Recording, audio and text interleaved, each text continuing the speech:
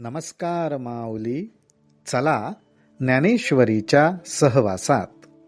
ज्ञानेश्वरी अध्याय 11 मधील ओवी 519 ते ओवी 536च्या सहवासात आपण जाऊया. अर्जुनाला भगवंताचं अनंत स्वरूप पाहिल्यानंतर आपण त्याची कशी स्तुती करावी? कितीही स्तुती केली तरी ती पूर्ण होऊच शकत नाही हे जाणवलं. तरी सुद्धा माऊली भक्ताला आपल्या मनातील भावना थांबवता येत नाहीत आणि तो भगवंताची स्तुती करतच राहतो. तसंच काहीसं अर्जुनाचं झालं. अर्जुन म्हणतो, जी काय एक तू नवसी, कवणे ठाई नससी.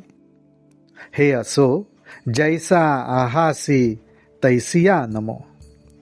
हे भगवंता, तू काय नाहीयेस, तू कुठे नाहीयेस, कोणत्या ठिकाणी नाहीयेस, पण हे असो तू जसा आहेस ना, तशाच तुझ्या त्या स्वरूपाला माझा नमस्कार असो. हे असो जैसा आहासी, तैसिया नमो. वायू तू श्री अनंता, यम तू नियमिता, प्राणी गणी वसता, अग्नी तो तू. अर्जुन म्हणतोय, भगवंता तूच वायू आहेस.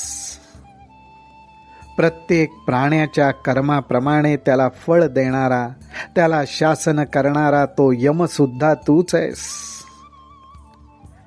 त्याचबरोबर सर्व प्राणीमात्रांच्या ठिकाणी अग्नी स्वरूप म्हणून राहणारा अर्थात जठराग्नी सुद्धा तूच आहेस. वरुण तू सोम, स्रष्टा तू ब्रह्म, पिता महाचा परम, आदी जनक तू. हे भगवंता, तूच वरुण आहेस, तूच सोम आहेस. या सृष्टीला जन्म देणारा ब्रह्मदेवही तूच आहेस आणि किंबहुना त्या ब्रह्मदेवालाही प्रगट करणारा असा भगवंत परम तूच आहेस. आणि कही जे जे काही रूप आथी अथवा नाही, तया नमो तुझ तैसयाही श्री जगन्नाथा. हे जगन्नाथा, आणिक सुद्धा जे जे काही रूप आहे, जे जे काही आकाराला आलेलं आहे आणि जे काही आकाराला आलेलं नाही, जे जसं आहे तसा तूच आहेस, त्या तुझ्या रूपाला माझा नमस्कार असो. ऐसे सानुरागे चित्ते, स्तवन केले पांडू सुते, मग पुढती म्हणे नमस्ते नमस्ते प्रभो.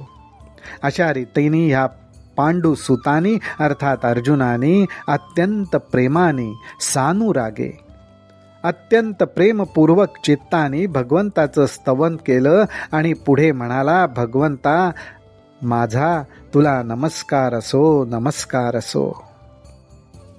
पाठी तिये साध्यंते, न्याहाळी श्रीमूर्ती ते, आणि पुढती म्हणे नमस्ते नमस्ते प्रभो. त्याचबरोबर परत एकदा संपूर्ण साध्यंत अशा संपूर्ण श्रीमूर्तीला अर्जुनाने एकदा न्याहाळलं, एकदा बघितलं आणि तो परत म्हणाला, भगवंता माझा नमस्कार असो, नमस्कार असो. पाहता पाहता प्रांते, समाधान पावे चित्ते, आणि पुढती म्हणे नमस्ते नमस्ते प्रभो. ह्या संपूर्ण विश्वाला व्यापून असलेल्या भगवंताचं टप्प्याटप्प्याने तो रूप बघत होता. पाहता प्रांते प्रांते असं टप्प्याटप्प्याने दर्शन घेता घेता त्याच्या चित्ताला समाधान होत होतं आणि तो वारंवार म्हणत होता, भगवंता माझा नमस्कार असो, माझा नमस्कार असो. इये चराचरी जी भूते, सर्वत्र देखे तयांते, आणि पुढती म्हणे नमस्ते नमस्ते प्रभो. या विश्वरूपामध्ये चर आणि अचर, सजीव आणि निर्जीव अशी जी काही भूतसृष्टी होती त्या सर्वांना अर्जुन बघत होता. त्या ठिकाणी त्याला भगवंताचं स्वरूप दिसत होतं. ते सर्व काही भगवंताच्या आधारावरच अस्तित्वात असलेलं दिसत होतं. म्हणून तो परत परत म्हणत होता, भगवंता तुला नमस्कार असो, नमस्कार असो.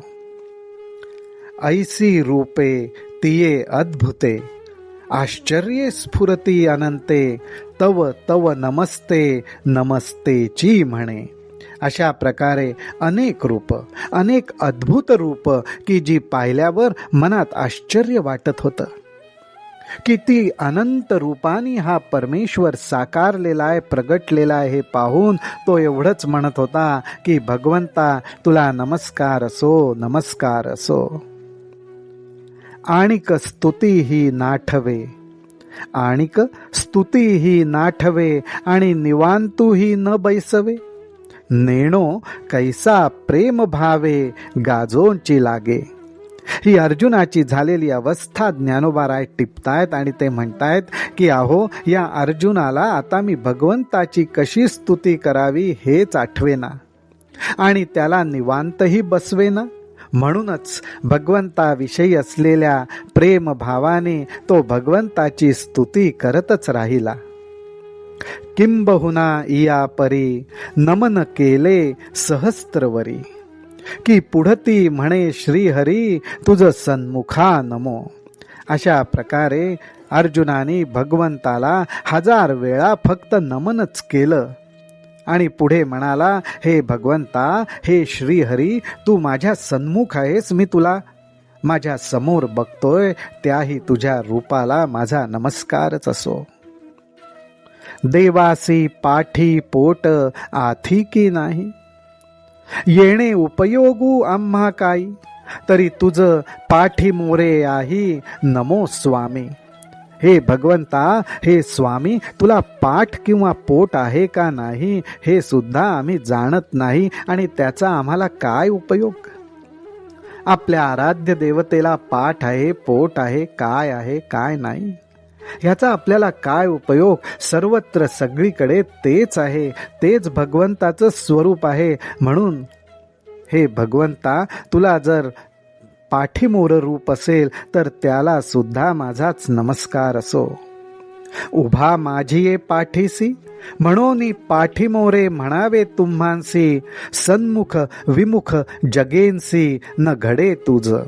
हे भगवंता, तू माझ्या पाठीमागे आहेस म्हणून तुला पाठीमोर रूप आहे असं म्हणावं तर त्यालाही नमस्कार. परंतु ह्या जगासाठी जर पाहिलं तर तू ह्या जगाला सन्मुख आहेस किंवा विमुख आहेस असं काहीच नाही. कारण या संपूर्ण जगाला तूच आधार आहेस, संपूर्ण जगाला तूच आधार आहेस, सगळीकडे तूच आहेस. आता वेगळा लिया अवयवा, नेणे रूप करू देवा, म्हणोनी नमो तुझ सर्वा सर्वात्मका. हे भगवंता, तुझ्या वेगवेगळ्या अवयवांचं, आकारांचं काय आम्ही कौतुक करावं, कशी स्तुती करावी मला काहीच समजत नाही. नेणे रूप करू देवा, म्हणोनी नमो तुझ सर्वा सर्वात्मका. म्हणून तू सर्व आहेस, सर्वात्मका आहेस, त्याच तुझ्या रूपाला मी नमन करतो. जी अनंत बळ संभ्रमा, तुझ नमो अमित विक्रमा, सकळ काळी समा सर्व देशा. आता अर्जुन ही जी काही स्तुती करतोय ना ती केवळ प्रेमापोटी त्याला थांबवतच नाहीये. तो भगवंताला म्हणतोय की भगवंता, तुझं सामर्थ्य अगाध आहे, त्या सामर्थ्याने तू संपन्न आहेस. तुझे पराक्रम अगाध आहेत, त्याने सुद्धा तू संपन्न आहेस आणि सर्व काळी सर्वत्र तूच एक आहेस. त्या तुझ्या एकाला हे भगवंता माझा नमस्कार असो. सकळ काळी समा सर्व देशा, आघविया अवकाशी जैसे, अवकाशची होऊनी आकाश असे, तू सर्वपणे तैसे पातलासी सर्व. हे भगवंता, ज्याप्रमाणे अवकाशामध्ये आकाशच असते आणि ते आकाश अवकाश रूपच झालेले असते, त्याप्रमाणे सर्व ही नामसृष्टी तुझ्यामध्ये आहे आणि तूच सर्व झाला आहेस. किंबहुना केवळ सर्व हे तूच निखळ, परी क्षीरार्णवी कल्लोळ पयाचे जैसे. अशा प्रकारे भगवंता खरं म्हटलं तर सगळं काही तूच आहेस. या सर्व विश्वरूपाने तूच नटलायस. परंतु ज्याप्रमाणे क्षीर समुद्रावर जसे दुधाचे तरंग उठावेत, ते तरंग जसे वेगळेपणाने दिसावेत, तशी ही सृष्टी वेगळेपणाने नटलेली दिसते, पण सर्व काही तूच आहेस. म्हणून या देवा तू वेगळा नवसी सर्वा, हे आले मज सद्भावा आता तूची सर्व.